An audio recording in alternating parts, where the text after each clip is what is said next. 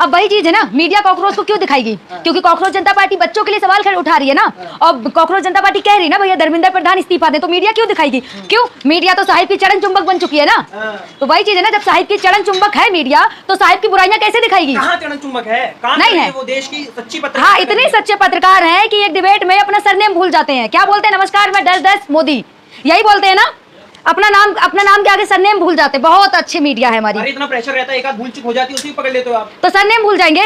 तुम भूल जाओगे अपना सरनेम? में बताओ अंजना ओम कश्यप में आपको क्या खराबी लगती है? भाई जी है ना, पहले तुम बोलो टीचरों को, यूट्यूब टीचरों को 2 करोड़ का, फिर उन पे मानहानि का केस कर दो 2 करोड़ का। भाई इतना याद होना चाहिए, अगर सारे टीचरों ने तुम पे मिलकर केस कर दिया ना, कहां से भरोगी?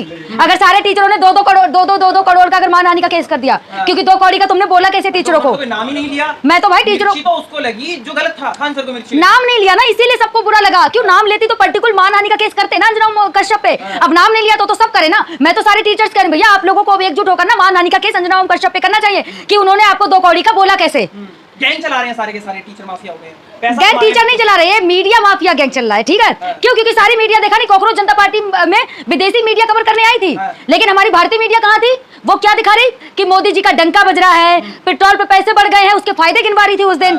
और क्या चीज गिनवा रही थी? हाँ, और ये गिनवा रहे थे कि विदेश में किस तरीके से युद्ध हो रहा है, वो दिखा रही थी हमारी मीडिया। मतलब जनता का सवाल मीडिया को नहीं उठाना, मीडिया को क्या दिखाना कि मोदी जी का डंका कहाँ बज रहा है। मतलब विदेशी मीडिया सही काम करे और हमारे यहाँ की मीडिया चरण चुंबक बन गई है, तलवे चाटने वाली। इससे ज्यादा भंडारे में लोग आ जाते हैं जितने जंतर मंतर पे नहीं पहुंचे। अब भाई जी ना, तुम्हारे आंखों पे तो मोदी जी की पट्टी बंधी है। मोदी जी की पट्टी बंधी है। जब वो हटेगी तभी तो जनता दिखेगी ना।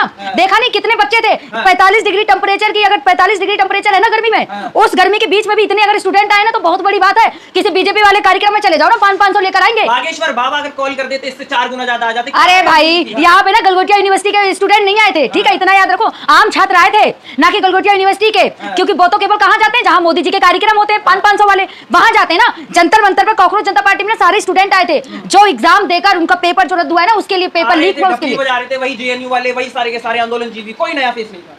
नया फेस नहीं था।